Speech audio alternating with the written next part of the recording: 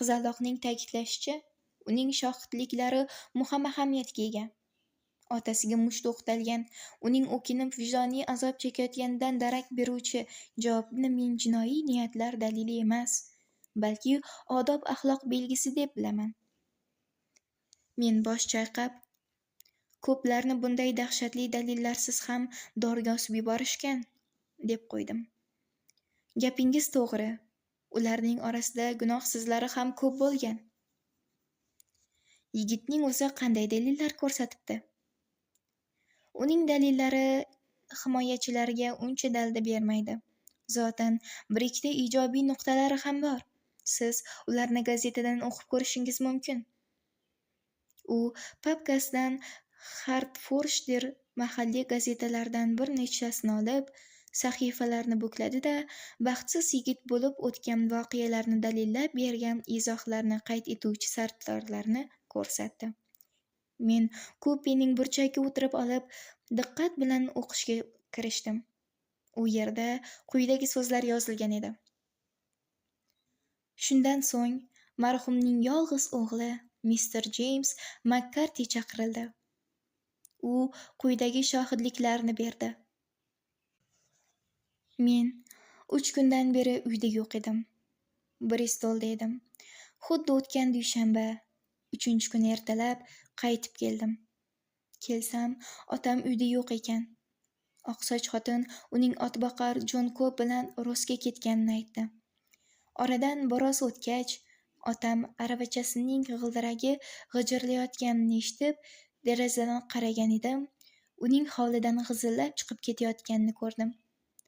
Qayoqqa ketayotganini bilmasdim. Keyin quyonlar yashaydigan yangiliklarni ko'zdan kechirib uchun Boscombe kamariga borishga qaror qildim. Yalanglik ko'lning narigi betida joylashgan. Yo'lda o'rmon qorovuli William Crowderni uchratdim. Buni u bergan shohidliklarga aytgan.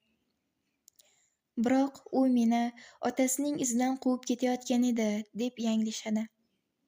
Otamning mendan oldiroqda ketayotgani xayolimga ham kelgan emasdi. Kamarga yetishimga 100 qadamcha qolganda "Kou" degan xitobni eshitdim. Otam bilan ikkovimiz odatda bir-birimizni shunday deb chaqirardik. O'sha zahotiyoq oldinga qarab yugurdim. U kamar yoqasida turgan ekan. U meni ko'rib juda taajjublandi. Shekilli, "Bu yerda nima qilib yuribsan?" deb o'dag'aylab berdi. Gapimiz g'ijillashishigacha yetib bordi. Urishib ketishimizga ham sal qoldi. Chunki otam g'oyatda jizzaki odam edi. Uning qahr-g'azabi qaynayotganini ko'rib, undan nari ketishga qaror qildim-u, Xazerlay fermasiga qarab yo'l oldim. 150 qadamcha ham yurmagan edimki, orqamdan jon achchig'ida qichqirgan ovozni eshitib, yuragim shuvillab ketdi-da, yana orqamga qarab chopdim. Qarasam, otam yerda cho'zilib yotibdi. Boshi yorilgan, joni uzlay deb turibdi. Miltig'im qo'limdan tushib ketdi. Otamning boshini ko'tardim. Xuddi shu daqiqada joni uzildi. Men marhumning oldida bir necha minut tiz cho'kib turdim. Keyin yordam so'rab Mr. Tennerning darvozaboni huzuriga bordim. Darvozabonning uyi boshqalarga qaraganda yaqinroq edi. Otamning qichqirganini eshitib qaytib kelganimda uning oldiga hech kim yo'q edi. Uni kim o'ldirganini tasavvur ham qila olmayman. Uni kamdan-kam odam tanirdi. Chunki u tabiatan odamovi, tund kishi edi. Ammo har qalay bilishimcha uning chinakam dushmanlari yo'q edi. Tergovchi: Otangiz o'lim oldidan sizga hech narsa demadimi? Guvoh: U ming'illab bir necha so'z aytdi-yu, men faqat kalamush degan so'zga o'xshagan iborani payqab qoldim. Tergovchi: Sizningcha bu nima bo'lishi mumkin? Guvoh: Bilmadim, alaqlagan bo'lishi mumkin. Tergovchi: Afsuski, men javob berishingizni talab qilishga majburman. Guvoh: Men bo'lsam, bu savolga javob bera olmayman. Sizni ishontirib aytamanki, suhbatimiz keyin yuz bergan mudhish fojiaga mutlaqo aloqasiz edi. Tergovchi: buni sud hal qiladi. Javob berishdan bosh tortishingiz maslahatchilar sudining sayyor sessiyasida oldiga javob berayotganingizga sizni ziyon keltirishini tushuntirib o'tirish ortiqcha bo'lsa kerak. Guvoh: har qalay, men javob bermayman. Tergovchi: aftidan, otangiz bilan ikkovingiz hamisha bir-birlaringizni "kov" deb chaqirib yurgan bo'lsalaringiz kerak. Guvoh: ha. Tergovchi: otangiz qanaqasiga hali sizni ko'rmasdanoq, hattoki Bristoldan qaytib kelganingizni bilmasdanoq shartli chaqiriqni aytib chaqirgan? Guvoh: bilmadim. Maslahatchi: otangizning qichqirganini eshitib yugurib kelgach, uning qaltis yaralanganligini ko'rarkansiz, ko'zingizda bironta shubhali narsa tashlandimi? Guvoh: arziydigan biror narsani ko'rganim yo'q. Tergovchi: bu bilan nima demoqchisiz? Guvoh: men o'rmondan yugurib chiqqanimda shu qadar hayajonlangan, qo'rqib ketgan edimki, otamdan boshqa hech narsani o'ylamasdim. Har qalay, o'sha payti chap tomonimda yerda nimadir yotganda g'ira-shira yodimda. Nazarimda allaqanday kulrang libos yotganday edi. Ehtimol, adyoldir. Bir vaqt o'rnimdan turib o'sha narsani ko'rmoqchi bo'lib qarasam, g'oyib bo'lib qolibdi. Siz uni yordam so'ragani jo'naganingizdan oldin g'oyib bo'lgan deb o'ylaysizmi? Ha, oldin g'oyib bo'lgan. U narsaning nimaligini aniq aytib bera olmaysizmi? Yo'q, shunchaki nazarimda u yerda bir narsa yotganga o'xshab ko'ringan edi. Marhumdan qancha narida? 10 qadamcha narida.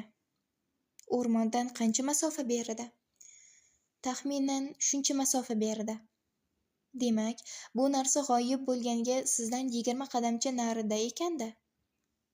Ha. Men unga orqa o'girib turgan edim. Shu bilan guvohni so'roq qilish tugaydi. Menga shu narsa ayon bo'ldiki, dedim gazetaga ko'z tashlab. So'roq oxirida tergovchi yosh Makkardiga nisbatan mutlaqo ayovsiz bo'lgan.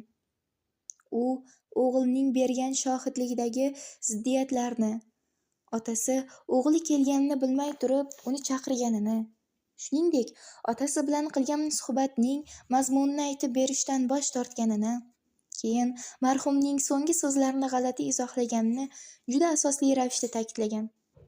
Tergovchi ta'kidlab o'tganidek, bularning hammasi marhumning o'g'liga qattiq shikast yetkazishi mumkin. Holmes qulay divanda cho'zilib yotganicha jilmayib shunday dedi. Tergovchi bilan ikkovlaringning ham bir kamchiliklaring bor. Yigitning shohidliklaridagi hamma ijobiy narsalarni inkor etayotibsizlar.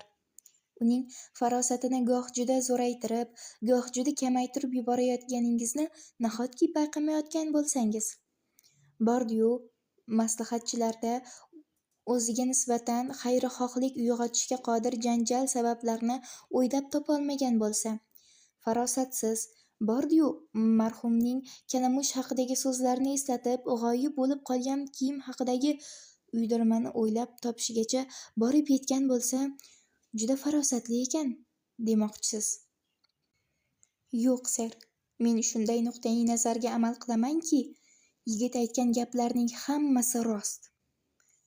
Bu faraz bizni nimaga olib boradi, hali ko'ramiz. Endi men cho'ntakda olib yuradigan Petrarkamni o'qiyman. Hodisa sodir bo'lgan joyga yetib bormagunimizcha bu ish haqida bir og'iz ham gaplashmaymiz. Ikkinchi nonushtani Suindonda qilamiz. Meningcha, u yerda 20 minutdan keyin yetsak kerak. Biz ajoyib Straud vodiysi va jimirlab turgan keng Severn daryosidan o'tib, nihoyat so'limgina ovloq shaharcha Rossga kirib bordik.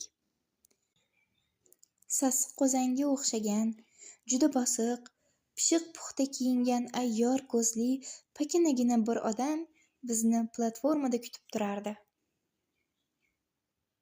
Garchi u qishloq joy uchun mos deb yalangqavat jigarrang kamzul va etik kiyib olgan bo'lsa-da, uning Stoke-Rent Yardda xizmat qiladigan Lestreyid ekanini bir ko'rishdayoq payqadim. Biz u bilan Hirshford Arms mehmonxonasiga borib tushdik. Bizga xonalar olib qo'yilgan ekan. Men kareta tayinlaganman, dedi Lestreyid bir chinoyoqdan choy ichayotganimizda. Sizning ishchanligingizdan xabardorman. Axir siz jinoyat sodir bo'lgan joyga yetib borguncha tinib tinchiyolmaysiz-ku.